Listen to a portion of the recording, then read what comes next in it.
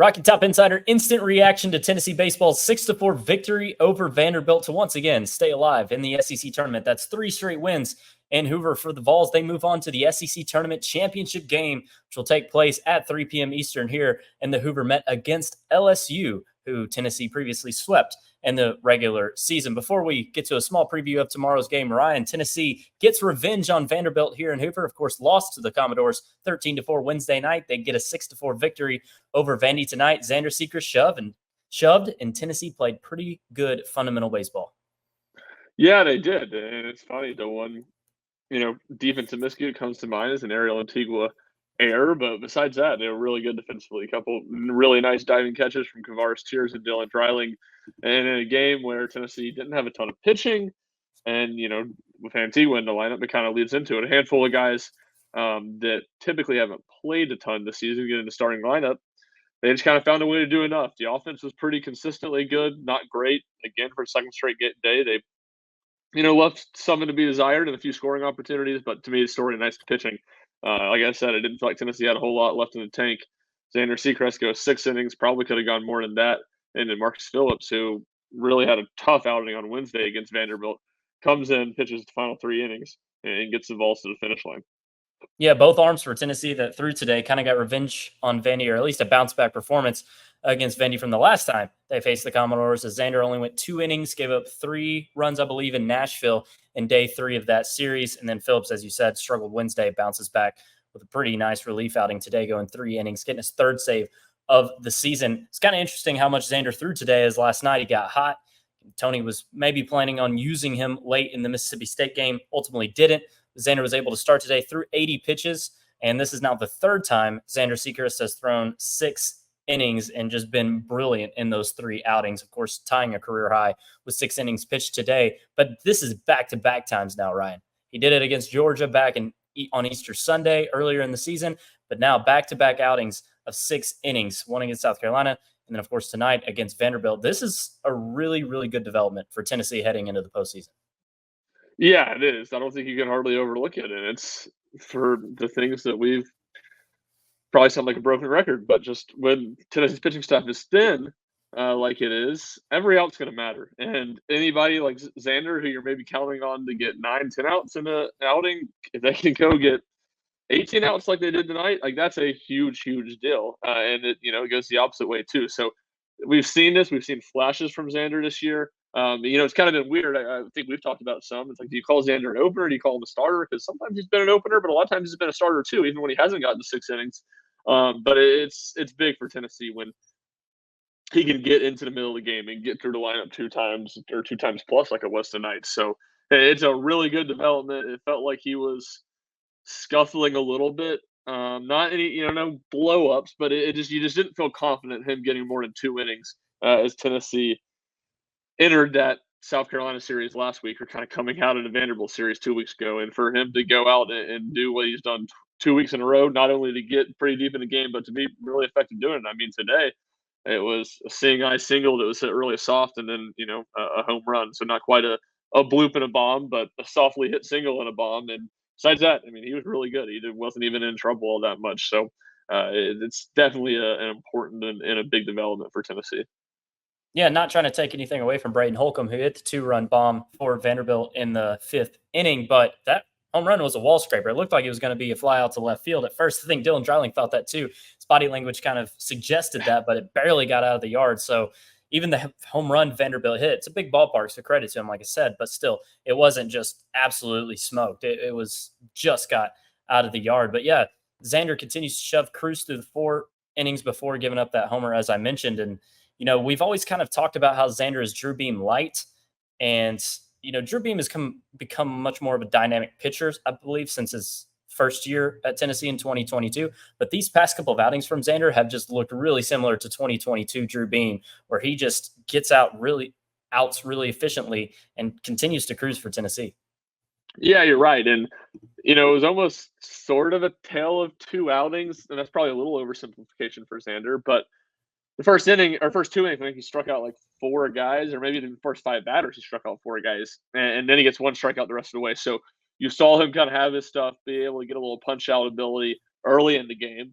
And then as the outing wore on, he just found ways to kind of, like you said, Drew beam light, get a lot of balls put in play. It didn't feel like, there was some hard contact. Obviously, he got the Dreiling diving catch was for him, and I think there was maybe one or two balls off of him that were hit, closer to warning track or two to warning track. So, but besides that, it was really good, and it kind of goes back to a long held belief I've had that, a park like this just plays really well to Tennessee's pitching staff because their whole identity is to throw strikes. And if we get beat giving up home runs, especially solo home runs, man, we'll live with it.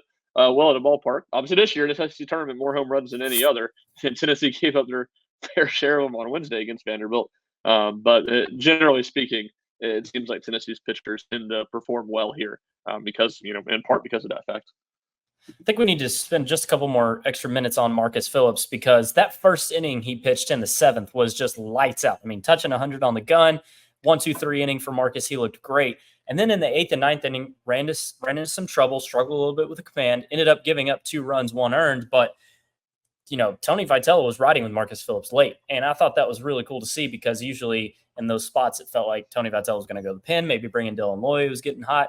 But he rode with Marcus, and Phillips got through those jams and was able to, of course, finish out the game for Tennessee. So getting through those tough moments, I thought was almost equally as impressive as Phillips coming in that first inning in the seventh and just looking crazy good. But him being able to work through that trouble was almost as impressive.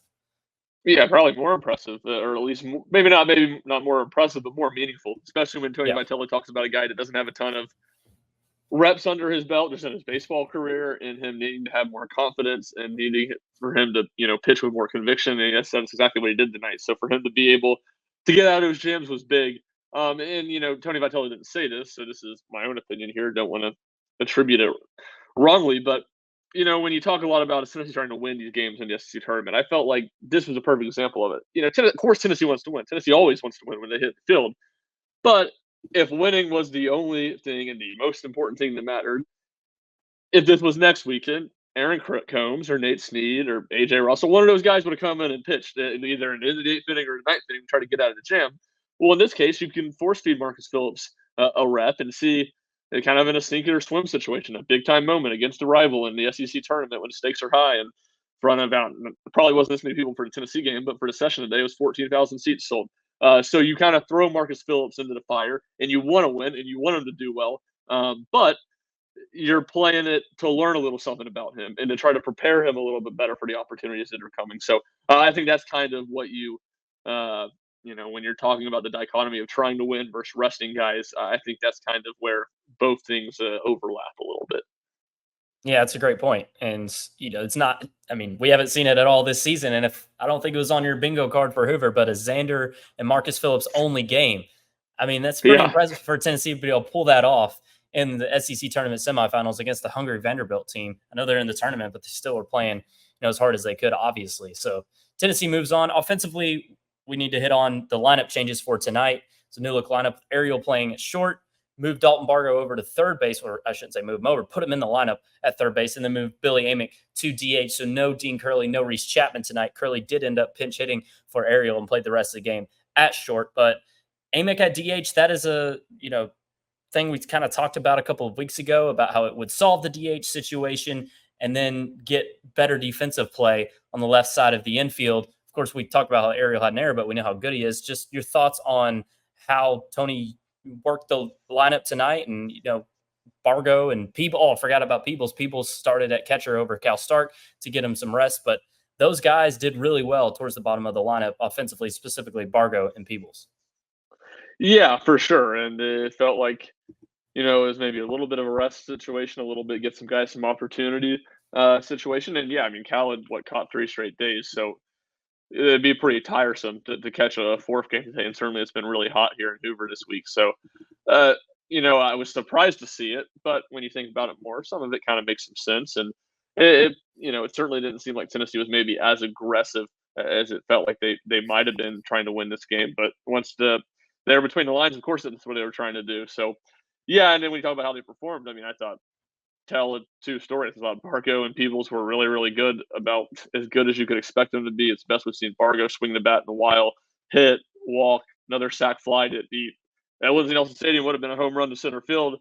And then Peebles, kind of a lot of the same things, sac fly I think was it two hits or one hit, Two two hits. hits. So, and he hit it hard on both of them. So a lot to like about how both those guys performed, and T would be the other side of it. Who he did not play very well. Two strikeouts, one of them on three pitches, and then had that error and got pinch hit for his third time coming up.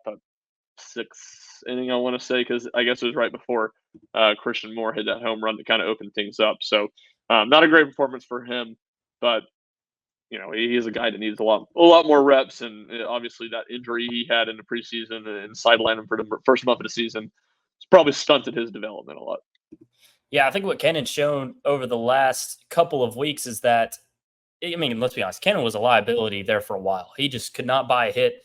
It was, I mean, even though Cal Stark's not a guy who's ever going to hit 300, at least you don't think, it was way better than what Peoples was giving you at the plate. Now, I think in the past couple of weeks, if Tennessee's in a super regional setting, I would not be, I wouldn't mind Kenan Peoples starting a game in a super. I think he's shown that he can have competitive at bats and give you something at the plate. And then we know he's solid defensively, not as good as Cal, but he certainly is solid. So he can contribute something to this team in the postseason. I think that is a reality now, whereas maybe the mid part of the season, it didn't really feel like he was going to be able to contribute at all. Yeah, no, you're definitely right, and it's kind of been a slow burn, honestly, of him gaining some confidence and helping this team more. He has the sac fly against Kentucky, the home run. I guess it was a pinch hit home run. I think against Missouri, pinch hit home run against Vanderbilt. Like he's just kind of slowly been a little bit better and a little bit better and a little bit better. And obviously he's not in the lineup every single day.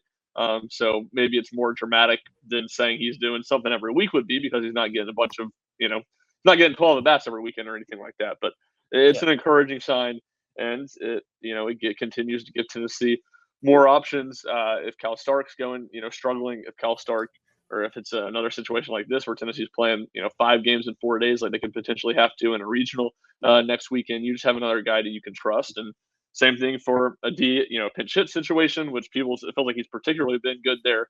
And then kind of to continue. I don't think he's going to start at DH. It doesn't feel like they want to do that because of his ability to catch. But he has gotten pinch hit opportunities in multiple at bats in the DH spot, so that would kind of be under that umbrella as well. Huge game from Christian Moore, 3-5 at the plate with a pair of doubles and a 448-foot home run, I believe, 441-foot home run on top of the batter's eye here at Hoover. Just an insane homer, the longest home run hit of the week here in the SEC tournament. So Simo kind of returning back to form. He's had 2 hitless games so far in Hoover, did well against Texas A&M, but look at himself tonight at the plate against Vanderbilt. Also made a couple of nice defensive plays too, which is a nice segue to Tennessee's defensive plays tonight, specifically in the outfield. Dylan Dreiling laying out for a ball. Kavaris Tears also laying out for a ball. I think this is something that is a lot different from last year.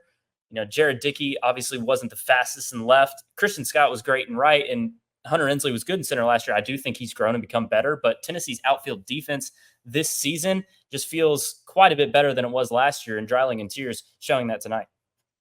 Yeah, Inslee's extremely reliable. Tears was an all-defensive guy for a reason. He's a weapon with his arm in right field, and Dreiling's guy's gotten a lot better. Has made a ton of improvements on the defensive side, and I'd say he's still probably the weak link of that group, but it's not a weak link in the sense that it's debilitating or he's bad defensively. And you saw that tonight. A really impressive play by him. And you're right, the outfield defense has been pretty darn consistent this season. And certainly that's been very beneficial for Tennessee. Let's look ahead to tomorrow. As I mentioned, Tennessee and LSU in the SEC Tournament Championship game starting at 3 p.m. Eastern here in Hoover Met. We don't know who Tennessee's going to start at pitcher. I feel like the most likely candidate would be freshman lefty Dylan Loy, who did get 1 out in Wednesday's game against Vandy. Got touched up a little bit there in the next inning he came in, but feels like Dylan Loy's most likely to start tomorrow against LSU. He's been the midweek guy for the last month and a half of the regular season. And then after that, it gets pretty thin, right? Yeah, it does. It doesn't feel like they're, I guess it just depends on how much Tennessee's going to push certain guys. I'm sure Kirby will be able to throw. I'd imagine Snead could throw a little bit. I can imagine Stamos could throw a little bit, but a lot of that also has to do with, what's Tennessee's pitching plan next weekend. They've been pitching Stamos the first game of every weekend. So if they do the same thing again next week, and that means he's got to start and 5 days later on a Friday, which means he's probably not going to throw more than an inning or so. And, maybe we see AJ Russell.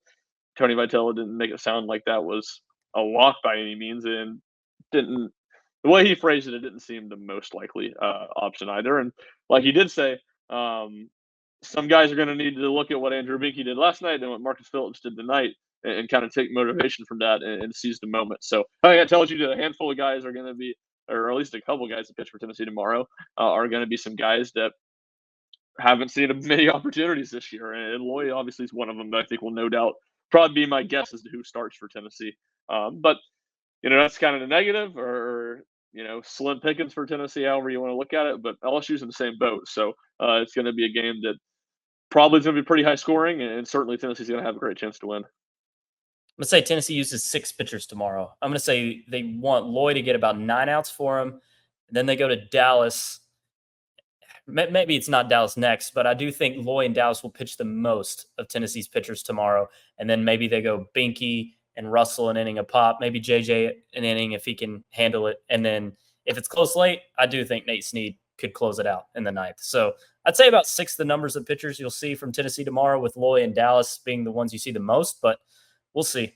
I mean, you still got talented guys who can give you an inning tomorrow, and Snead and Binky and AJ Russell, of course. So probably Kirby too, I'd imagine. Yeah, maybe. Yeah, probably. I mean, he's a horse, so he can do it. But yeah, exactly. The good thing for Tennessee is LSU's in the same boat, probably worse. So they are pretty much out of pitching.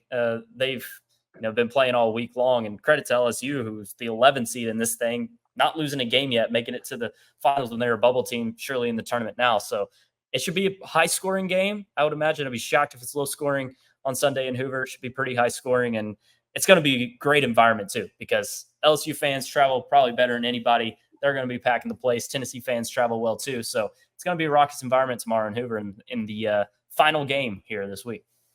Yeah, I was talking to somebody. I couldn't tell you his name. I think he said he works right in the city of Hoover. He was up in the press box, and we were just kind of chatting during the LSU South Carolina game today, and he was talking about how, for their sakes, you're like, yeah, we really want LSU and Tennessee to win because, it'll be a lot more people. Than kind of made a joke about South Carolina having like 15 total people here, and obviously Vanderbilt doesn't have a very big fan base. And, in that, he kind of said, he goes, yeah, we'll sell 20,000 tickets tomorrow if we get Tennessee at LSU. He goes, we won't turn anybody away. We'll let everybody come in. And kind of a damn be the fire marshal's statement from him. And obviously, I'm sure he's speaking a little bit of hyperbole, but it'll be a huge crowd here tomorrow. LSU will have a ton of people, I imagine more than Tennessee, but Tennessee's had a good contingent all week. They had a bunch of people here today. I'm sure Tennessee will have a ton, and it should make for what's a really fun atmosphere. And I'll say, my favorite SEC tournament moment, maybe not moment or game or just stage, was that Tennessee LSU game. I think they played in the quarterfinals, or maybe the winner's bracket. Winner goes to the semifinal, loser goes to the loser's bracket in 2022. And it was one of those rain delay days, and it started at, I don't know, late at night, and this place was absolutely packed, and it was split 50-50 Tennessee LSU, and it was an awesome game. Obviously, Tennessee ended up winning. So, I expect something similar tomorrow in what should be a really great environment here in Hoover. Yeah, no doubt about it. I remember that Tennessee LSU game. I remember tweeting about when the first pitch was starting. I'm not going to be able to find it, but yeah, I remember the clock hitting 12 a.m. while the game was like in the middle. It was in the middle of the game. So that was a late one that year. Yeah, it was. And the Kentucky one really might have been even later, a day or maybe two Maybe that's later. the one it was later then. I think LSU game was just like not normal. Late start, nothing astronomical. I think Kentucky was like, this is unbelievable that we're about to start a baseball game right now. I think it was like 11:45 Eastern time, which obviously we're in Central Time Zone, helps it better. Yeah, it was Tennessee, Kentucky, because that was the semifinals, right? That was the semifinals, yeah. Yeah, I remember tweeting out, happy Sunday, May 29th, everyone. It's Championship Sunday. It's 12:02 a.m. Baseball was still going on there between the Vols and the Cats. But, hey, new development, by the way, in Tony Vitello's presser, when asked about his pitching plan tomorrow, he said maybe you, Ryan, could give him an inning tomorrow. So you going to be pitching for 15,000 people tomorrow here in Hoover? I guess kind of, 2 jokes to make. First, lights will be far too bright for me. I mean, get the lights off. The moment's too big. The lights are too bright. And 2, second joke, Look, I did not have a very, I think I played baseball for the last time competitively in like fourth grade, and I'm not sure you can hardly call it competitively. I'll tell you what, Frank Anderson would have loved the third grade, fourth grade Ryan Schumpert pitcher. Didn't throw the ball hard, but I pounded that strike zone. So I got to go throw the ball over the plate a couple times for him. Ball might get hit all the way to Tuscaloosa off of me, but if my numbers call it, I guess I'll have to run out there. Well, there you go. You can follow Ryan at rshump00 on all social media accounts. I'm at Jack Foster Media, of course, at Rocky Top Insider on all social media accounts, and then RockyTopInsider.com for all your Tennessee coverage needs. We'll have full coverage from Championship Sunday tomorrow here in Hoover. It's going to be a fun one between the Vols and the Tigers. Let's see if Tennessee can bring home the SEC Tournament Championship crown for 2 of the past 3 years. It's crazy, Ryan. They've been in this thing 3 of the past 4 years. I mean, just to take a step back and not take that for granted, really. Tennessee has just owned Hoover in the past couple of years. Yeah, I know they really have. They've had a ton of success. And, it's funny. This is, I guess, Tony's 5th trip here with Tennessee. They've lost in the first game on Tuesday twice, but the other 3 times they made it to championship. And they kind of done it in different ways. I mean, both this year and 21, they lost their first game in Hoover, which obviously puts you in a really tough spot. Not quite as hard as climbing out of a regional losers bracket is, since it's just single elimination today. But, it put them in a tough spot, and they were able to do it. And certainly hard for this team because it's not enough pitching depth. But they've had guys step up the last 2 days, and they found a way to keep playing. Well, it ran too long for this instant reaction video, but it was a big game to recap, and Tennessee moves on, as I said, to Championship Sunday to face LSU tomorrow. For Ryan, I'm Jack. Till next time, we'll see you.